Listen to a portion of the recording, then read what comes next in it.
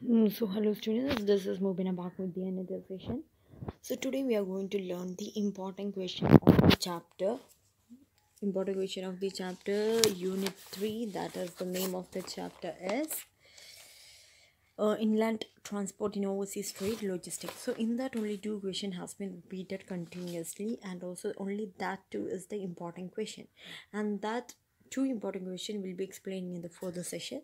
The first question is that since this chapter is related to the railway network, the first question is that how is the railway network connected with the export import traffic? Okay, how is the railway network connected to the export import traffic? This is the first question, and one more question will be there. So let's have a look at the first one. So Indian Railway, saying about the Indian Railway, we all know that it is one of the cheapest means of transport, isn't it? We know that other than text itself, wherever we want to go, we can, even though it is a bit time consuming. Okay, even if it is a bit time consuming comparing to the air transport industry, still it is one of the cheapest means of source. So if we are saying about the Indian railway के बारे में बताते हैं, तो Indian railway सबसे largest railway network है। कहाँ? Asia में सबसे लार्जेस्ट नेटवर्क है। और at the same time, wait a minute, okay, और at the same time it is one of the second largest in the world. Okay, अगर हम बात करते हैं तो it is one of the largest network in Asia, eight the same time it is the second largest in the world.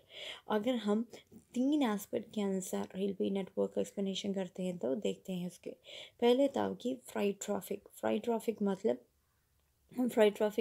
The expenses of the railway. Okay, the expenses of the railway when we are जब हम indulge होते हैं railway transport के लिए, तब 90% of the persons are using the railway. अगर हमको bulk commodity का ट्रांसपोर्टेशन लेना है तो डेफिनेटली हम जो बिज़नेस उसमें यूज़ करेंगे उसका वो है railway network. Eight the same time हम एयर ट्रांसपोर्ट इंडस्ट्री का भी यूज़ कर सकते हैं, लेकिन एयर ट्रांसपोर्ट इंडस्ट्री का ड्रॉबैक ये है कि वो चीपर में वो एक्सपेंसिव है, लेकिन एट द सेम टाइम ये रेलवे चीपर है comparing to what air transport industry. तो बल्क कमोडिटी का अगर हम ट्रांसपोर्टेशन करते हैं तो डेफिनेटली हम किसका यूज़ करते हैं? रेलवे इंडस्ट्री का, जैसे कि coals, fertilizers, food grains, edible salt. We calculate everything with the help of what freight traffic, और ये सब चलेगा किसके अनुसार? रेलवे में ही चलता है 90% ऑफ द ट्रांजैक्शन। और अदर आता है जनरल और अदर गुड्स। सो इस तीन सेक्शन में हम एक्सप्लेन करेंगे रेलवे नेटवर्क में किस किस तरह की गुड का ट्रांसपोर्टेशन होता है, इसके बारे में हम डिस्कस करते हैं। तो नेक्स्ट आता है जनरल और द अदर गुड्स। जनरल और द अदर गुड्स में आता है सेमी गुड्स या फर्निश्ड गुड्स, यानी कि फर्नीचर हो सकती है। सेमी गुड्स मतलब जो कि हाफ वे डन है मतलब फॉर एग्जांपल लाइक अगर हम बात करते हैं फर्नीचर के, तो उसकी हर एक पार्ट दूसरा रखा होगा, यानी कि उसको जॉइन करेंगे तो वो फर्निश्ड गुड हो सकता है। ओके, सो सिमिलरली जनरल और अदर गुड्स में भी आता है सेमी गुड्स और द फर्निश्ड गुड। नेक्स्ट आता है कंटेनराइज्ड गुड्स। कंटेनराइज्ड गुड्स में दो तरह के गुड्स आते हैं, that is the domestic goods and the ISO container goods. I repeat, containerized good में क्या मतलब, ये वर्ड में ही आपको पता है, जब गुड्स हम कंटेनर के अंदर रखकर सेफ में सेंड करते हैं उसे हम कंटेनराइज गुड्स कहते हैं। At the same time, there are two types of containerized good, that is the domestic goods and the ISO container goods, or as the multimodal transport. Okay, ISO container services। इस दोनों के बारे में हम explain करेंगे दूसरे section में, क्योंकि ये वीडियो बहुत ज़्यादा लेंथी हो जाएगा। इसमें जस्ट हम डिस्कस करेंगे जैसे कि एक्सपोर्ट इम्पोर्ट ट्रैफिक है रेलवे नेटवर्क में, एक्सपोर्ट इम्पोर्ट ट्रैफिक का क्या क्या रोल है तब। ओके, नेक्स्ट आप सबको पता है एक्सपोर्ट इम्पोर्ट सबसे बड़ा अर्निंग सोर्स है किसका? इंडिया को। अगर फॉरेन का अगर हम एक्सपोर्टिंग इम्पोर्टिंग करते हैं हमें बहुत ज़्यादा पैसा आता है, और वही नहीं हमारा ब्रांड का वर्ल्ड नोन फेमस भी हो जाता है।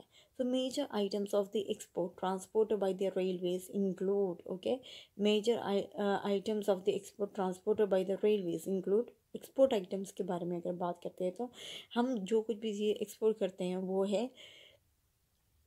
है शुगर, ऑयल्स, और फूड ग्रेन्स, कोल्स एक्सेट्रा, ये था एक्सपोर्टिंग आइटम। अगर आप इंपोर्ट आइटम्स के बारे में बात करते हैं, हम जो कुछ भी चीज़ एक्सपोर्ट मतलब जो हम हमारे कंट्री से दूसरे आदमी को सेंड करते हैं।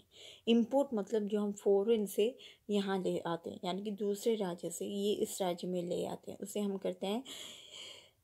कहते हैं इम्पोर्ट गुड्स। फिर उसमें आता है fertilizers, edible oils, news prints etcetera, transported by railway from gateway ports to the hinterland. Okay, ये सब हम क्या करते हैं, हम ट्रांसपोर्ट करते हैं with the help of what, transportation करते हैं, वो भी railway, from gateway ports to the hinterland.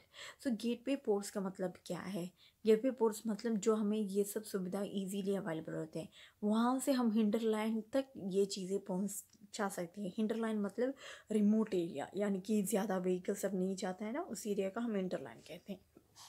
So export import traffic की सबसे बड़ी सुविधा ये है कि एक्सपोर्टिंग भी होती है, इम्पोर्टिंग भी होती है। ये सब होती है किसके थ्रू होती है, रेलवेज, और from gateway ports to the hinterland, that is the remote area. और government of India has set up